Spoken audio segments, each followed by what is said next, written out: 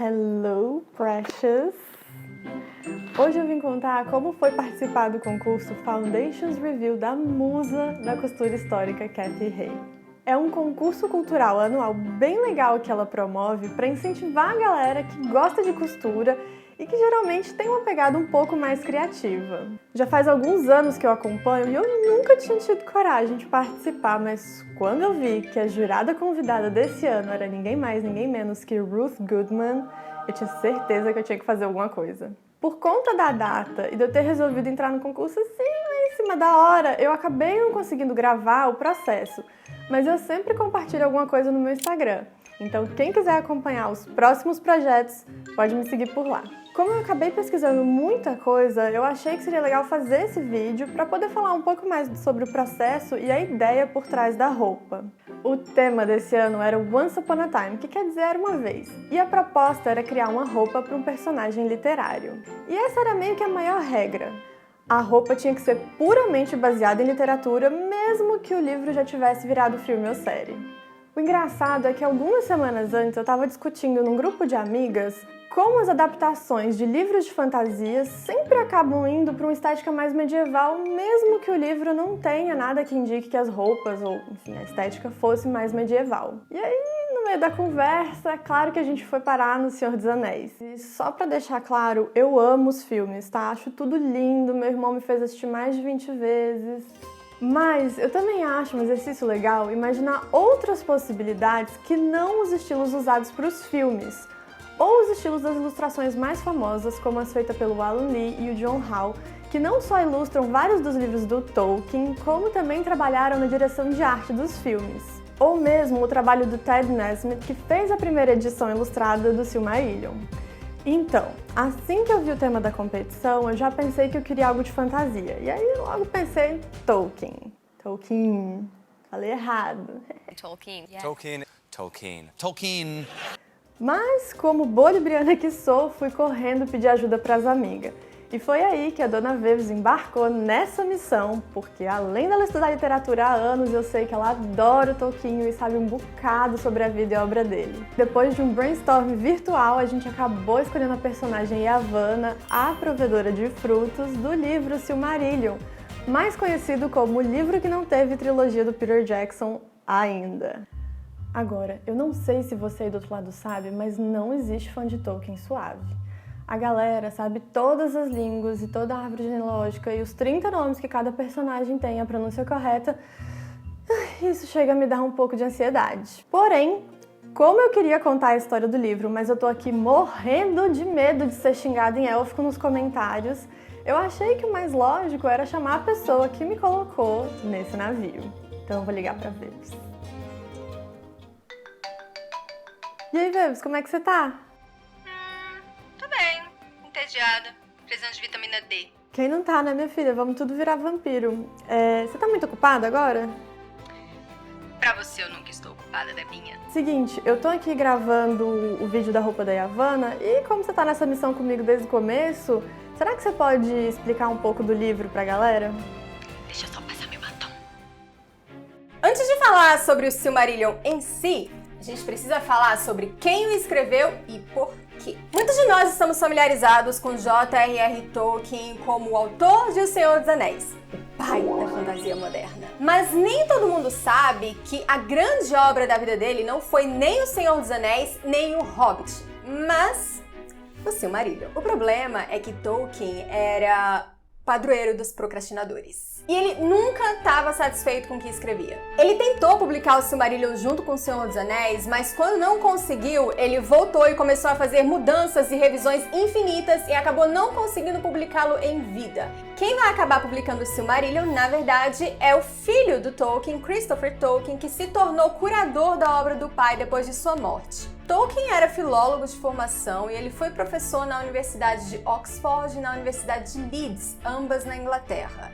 E ele era apaixonado por línguas. Vocês não estão entendendo, ele era apaixonado mesmo. Chegou num ponto em que ele não se satisfazia em estudar línguas que já existiam, ele passou a criar as suas próprias línguas. Mas como bom filólogo que era, ele sabia que uma língua, para existir, ela deve ser falada por alguém e ter uma cultura para acomodá-la. Daí, ele começou a criar histórias, lendas, em que os personagens falassem essas línguas inventadas por ele. Percebem que ele fez o caminho inverso que a maioria dos escritores de fantasia faz hoje? As primeiras histórias que Tolkien criou para o seu legendário, que é como a gente chama esse conjunto de lendas criadas por ele, foram escritas em 1917, quando ele tinha ali seus 25 anos, e ele não parou desde então. Às vezes eu acho que Tolkien vivia mais na Terra-média do que na Terra. Não julgo. Inicialmente, a sua meta, bastante modesta, era criar uma mitologia para a Inglaterra. Segundo ele, a Inglaterra não teria uma mitologia própria, um mito fundador, um herói nacional. Até o rei Arthur, que a gente está acostumado a associar com a Inglaterra, ele achava que tinha passado por muitas influências francesas, o que do jeito que ele fala parece até ser uma grande ofensa. Mas aos poucos ele foi se afastando dessa ideia de criar uma mitologia para a Inglaterra, mas nunca de criar uma mitologia própria. O que a gente tem no Senhor dos Anéis é o finzinho dessa era mitológica que ele criou e que se inicia no Silmarillion, literalmente. No Silmarillion nós temos várias histórias entrelaçadas que mostram como a Terra-média se formou, aquilo que a gente vê no Senhor dos Anéis e no Hobbit. E a trama principal do Silmarillion decorre a partir do roubo de 3 gemas preciosíssimas, semidivinas, as chamadas Silmarils. E isso vai envolver todos os povos da Terra-média de uma forma ou de outra, nem sempre para bem, na maioria das vezes para mal. Eles se odeiam. São histórias com fratricídio, juramento de morte, incesto, sacrifícios humanos... O quê? Vocês achavam que eu tava falando de GOT? Mas aqui no comecinho, na primeira parte, nós temos uma narrativa chamada Ainulindalë. Em Tolkien, o mundo foi criado através da música, e Ilúvatar, que é a divindade única, inspira os Ainur a serem coparticipantes nessa criação. Os Ainur são espécies de poderes superiores, e quando eles assumem forma física, eles são chamados de Valar, mas a gente não precisa entrar nesses detalhes. E Yavanna está entre eles. A esposa de Aule é Yavanna, a provedora de frutos.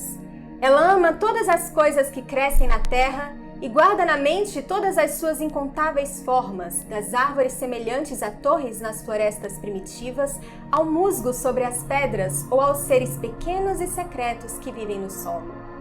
Na forma de mulher, ela é alta e se traja de verde, mas às vezes assume outras formas. Há quem a tenha visto em pé como uma árvore sob o firmamento, coroada pelo sol.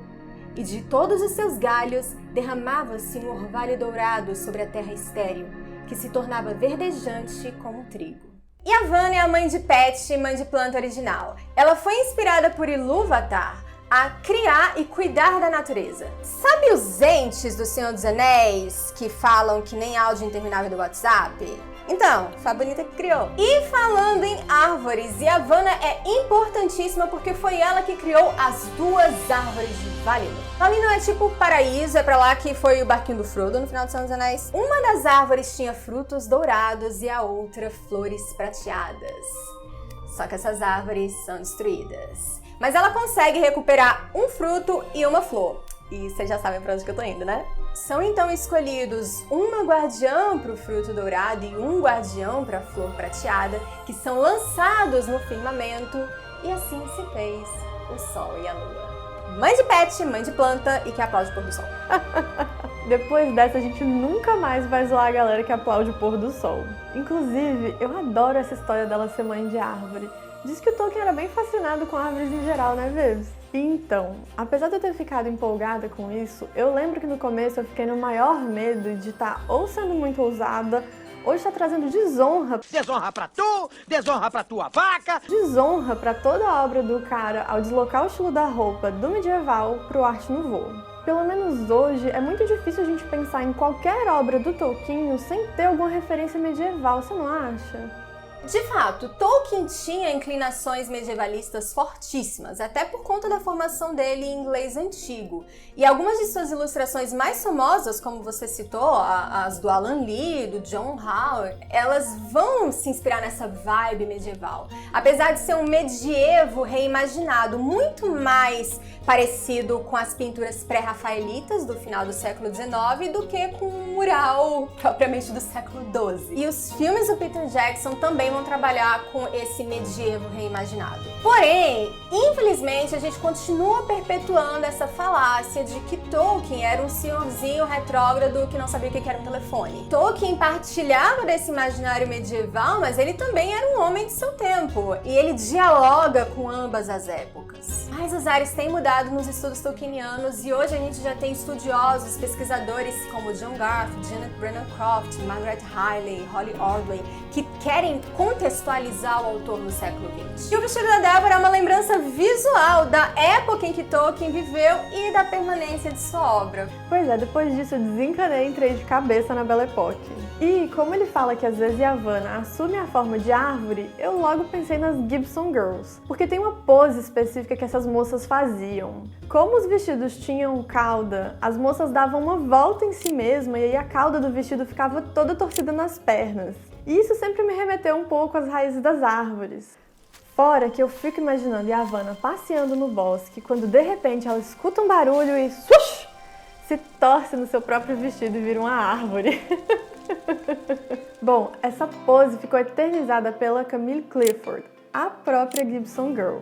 As poses eram essenciais para acentuar a silhueta da moda, e como a gente tem foto de vários ângulos, dá pra ver bem isso. Eu me inspirei especificamente nessa foto, mas como nela o vestido parece liso, eu resolvi acrescentar umas referências à Arte Nouveau.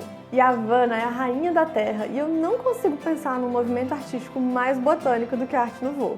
Mas vamos por partes. Gibson Girl é o termo que vem do artista americano Charles Dana Gibson, que ilustrava mulheres para revistas de época e acabou desenvolvendo um conjunto de características femininas muito específico, que incluía cabelos muito volumosos e altos e uma silhueta bem marcada na forma de ampulheta, entre outras coisas. No início dos anos 1900, uma dessas revistas fez um concurso para encontrar a representante humana das mulheres idealizadas pelas ilustrações do Charles Gibson. E quem ganhou essa competição foi ninguém mais, ninguém menos que Camille Clifford. E não teve na história um prêmio mais certo do que esse. Bom, a Camille com certeza estava usando o vestido com todas as roupas de baixo e o espartilho. Mas eu resolvi fazer uma construção um pouco diferente, com a saia por baixo e o espartilho por cima, já que o nome da competição é Foundations Review. Eu fiz o espartilho a partir de um molde comercial, mas que foi tirado de um original de 1904. Ele é do tipo S-band e tem os quadris mais volumosos que eu já vi. Hoje, a gente chama esse tipo de espartilho de S-band, mas na época ele era chamado de straight front ou erect front em alusão à frente reta que ele proporcionava.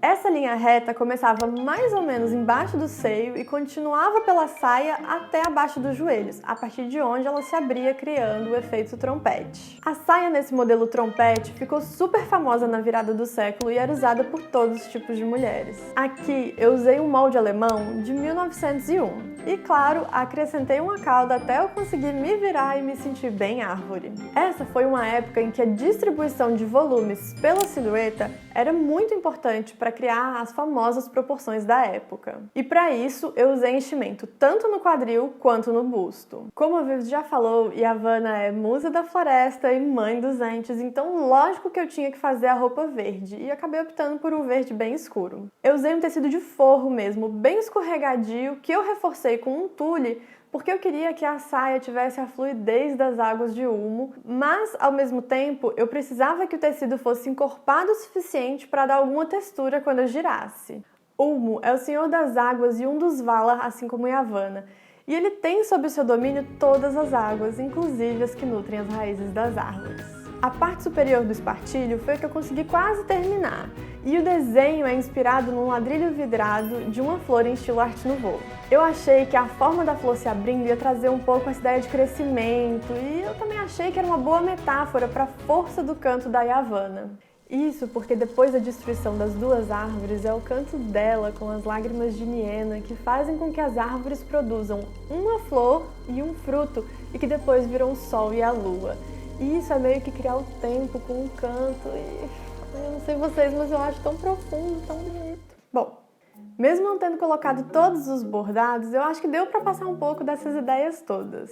O mais engraçado é que quando eu postei a primeira foto dessa roupa lá no Instagram, várias pessoas disseram que esse desenho branco parecia uma concha. E, por coincidência, isso tem a ver com as grandes trompas que Ulmo, o Senhor das Águas, usa para criar a sua música. Essas trompas chamadas ulumuri são feitas de conchas brancas. E agora eu tô aqui me perguntando se isso foi coincidência ou se é meu subconsciente trabalhando em hora extra.